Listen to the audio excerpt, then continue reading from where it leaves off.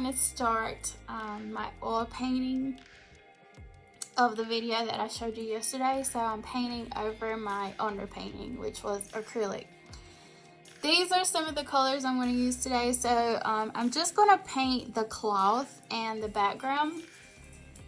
I'm going to save the nest and the pine cone for another day along with the beetle. So that'll be a demo for tomorrow.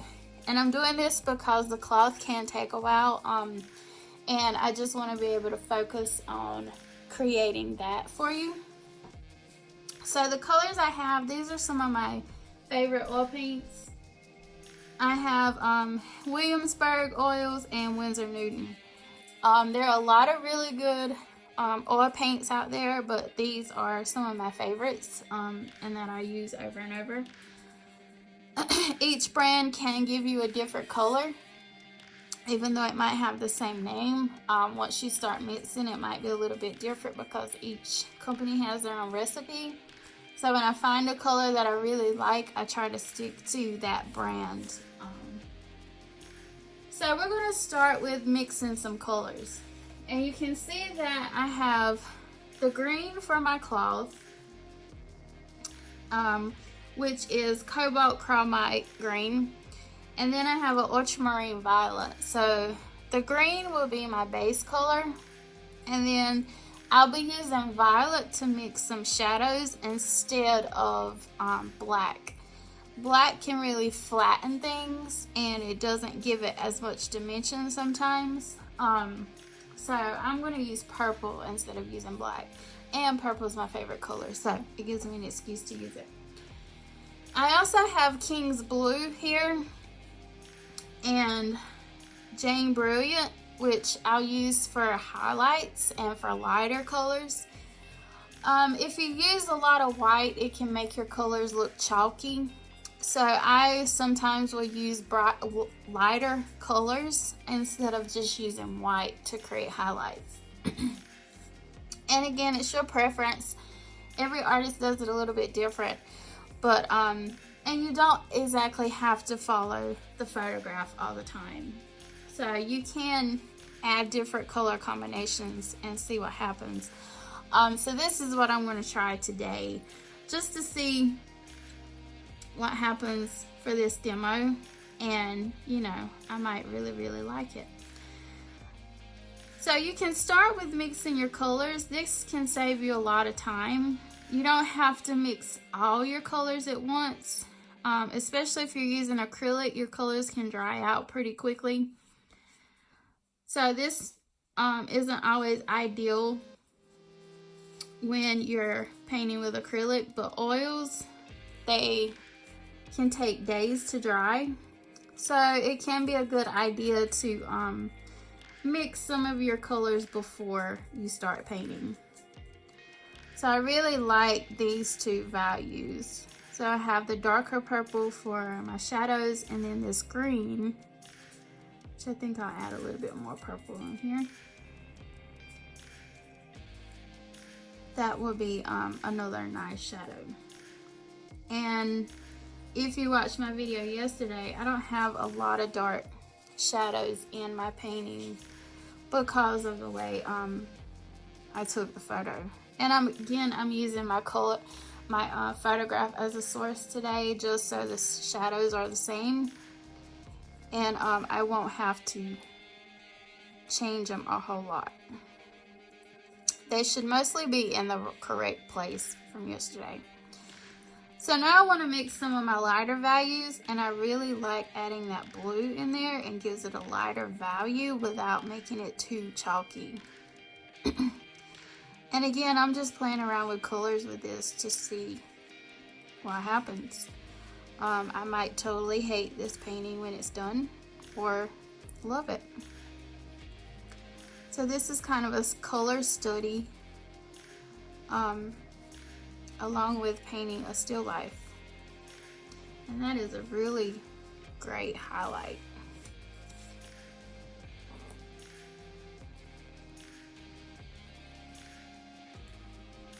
So since the green is my base color, I mix my highlights and shadows with that green.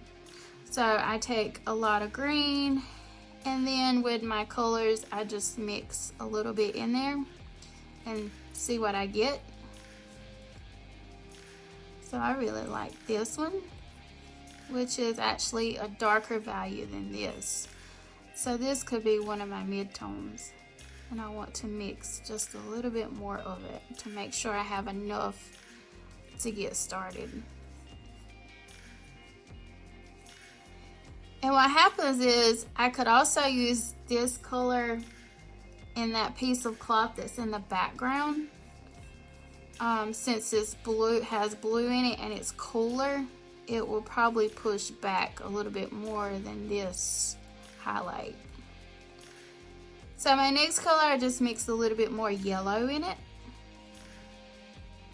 And you can see that it's lighter.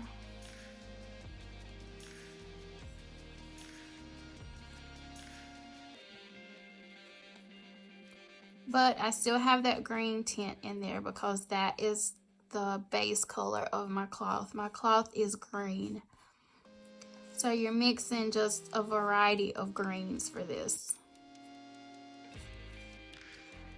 So looking at my photo, I don't see any highlights that are really that yellow. So I'm going to add a little bit of white into this.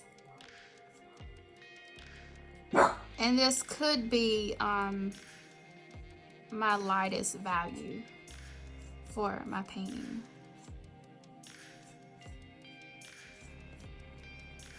So I think this is enough just to get started. Of course, while I'm painting, I'll mix a lot more colors than this as I'm working, because I'll start to see colors that I need and that I need to mix. So I mix as I work. But this is a good way to get started, and it'll save you time. So if you can mix colors before you start painting, definitely do it. It will save you maybe a couple of hours while you're working. I've spent at least an hour mixing colors for a painting before I even got started with painting. But once I started, things moved a lot faster. So I'm going to add some more green in here just to make sure that I have enough when I start painting. And now I'm ready to get started with painting the cloth and the background. Alright, see you in a minute. Okay, so now we're ready to start painting. So just like with the acrylic painting, I'm going to start with the shadows. And this time I'm going to have a brush for my shadows, and then have a brush for my highlights. And that is so those colors don't get mixed in together. Sorry, I was trying to find a good brush. So I'm just basically gonna paint over what I did yesterday. So just to tell you a little bit about this, some painters will do an acrylic underpainting and then go straight over it with oil. I've heard that you can paint directly on top of acrylic with oil, and then I've heard that you need to sand it down or add some kind of medium on top so the oil will have something to adhere to, because acrylic is basically a plastic. I don't know. I like to be safe, so before I started painting on this, I added a layer of matte medium just to give the surface a little bit of tooth. And so the acrylic paint would have something, the oil paint would have something that it could stick to. So now I'm just going over my shadows with that dark greenish purple that I mixed.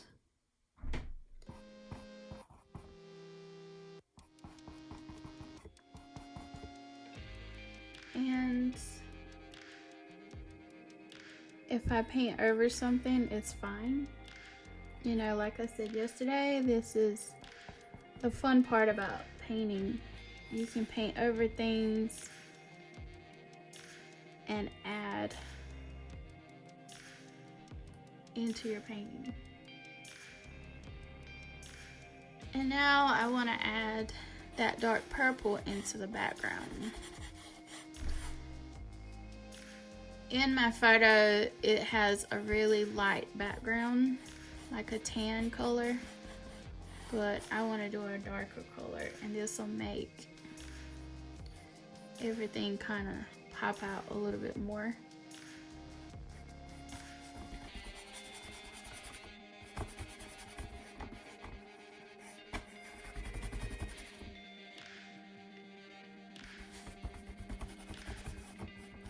And you see, with that underpainting, you probably can't tell that I've even painted over my underpainting, but that's fine.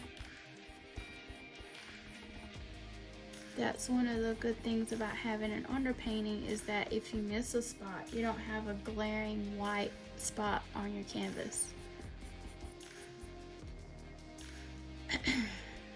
Okay, so now I'm going to go in there and add, like, probably the green that I mixed with the King's Blue, and got over some of my lighter areas. Well, no, I'm going to use my darker green, because I have shadows on here, but they're not as dark as what I just painted. And remember, with shadows, it's easier to lighten them up.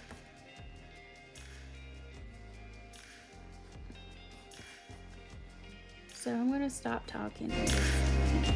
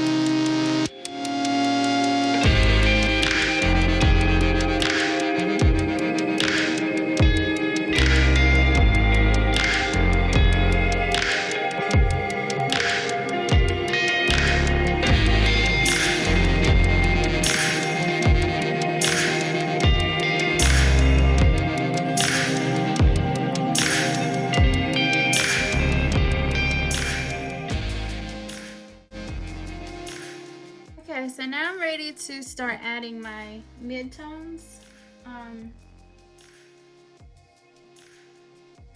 So I have this green that I mix with a little bit of the yellow. So we'll see how that looks. And if it's too light, we can make it a little bit darker.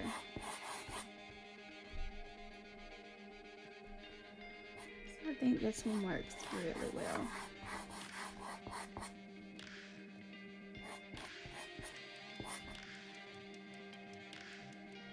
So I really like this one for the mid-tone that I'm going to put over most of this, because it's the base color of my cloth. So your base color is whatever the color of your object is that you're painting or drawing. So in this case, it's green.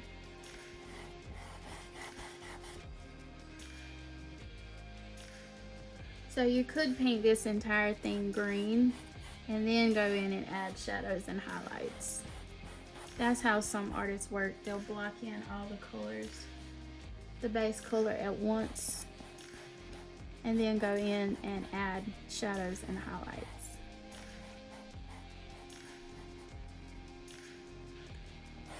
So everybody works differently.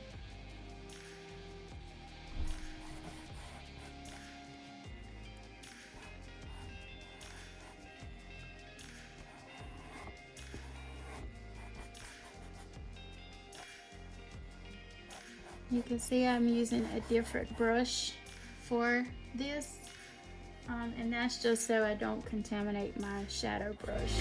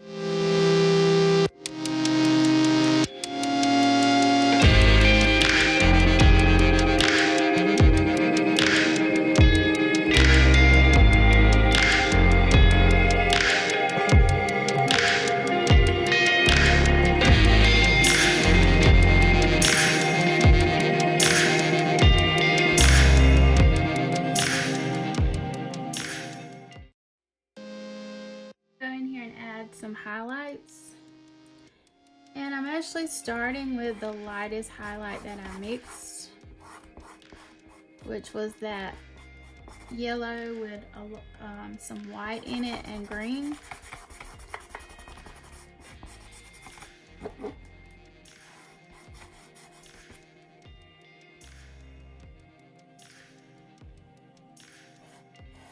And if you've been watching, you notice that when I'm painting, I'm actually going into some of my shadows and my midtones, and that's so that I don't have like an area without paint. So I can go in here and blend these two together without having like some kind of edge in there that doesn't have paint on it. So you can go into your shadows a little bit while you're doing this, and that just ensures that you don't have areas without paint. And that's okay if you don't, like, that's why your underpainting is there, and some people actually like to see the underpainting through that.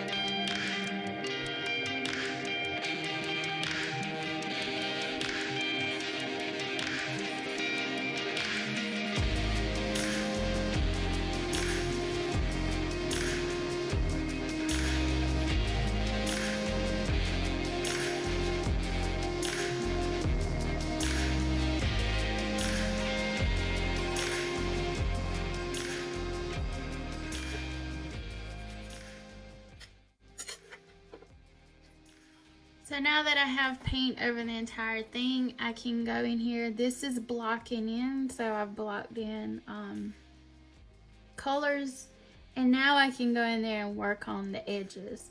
So I can soften up edges between the highlights and the shadows and some of the creases in the cloth.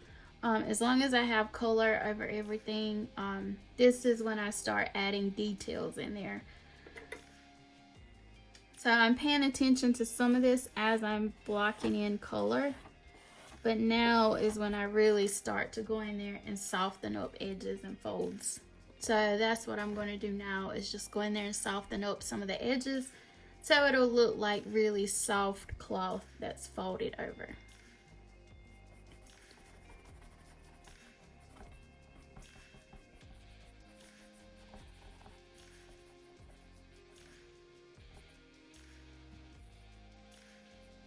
So as I'm working in my shadows first, and I'm using my shadow brush.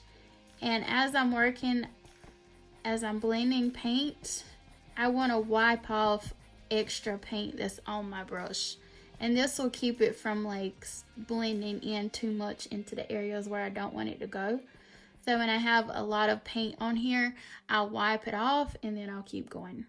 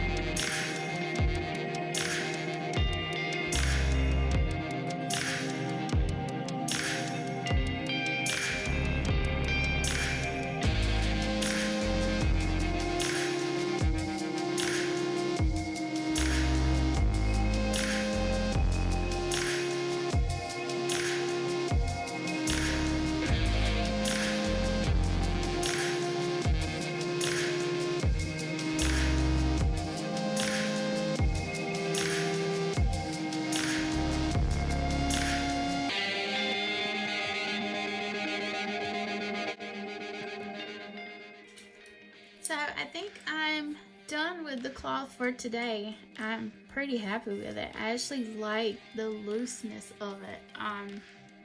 So I think I'm just gonna stop here. Let's see. I think I'll just bring this shadow, make it a little bit lighter because it's not quite that dark. So see, it's much easier to lighten up a shadow.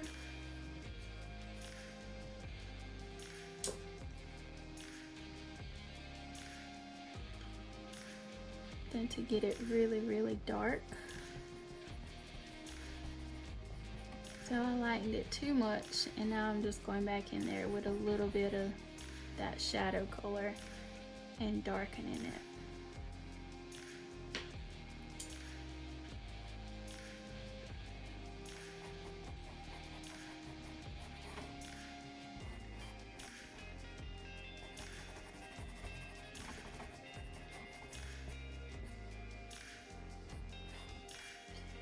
And with cloth, you usually have a really light value next to a shadow, and that's how you get those illusion of folds, is that high contrast.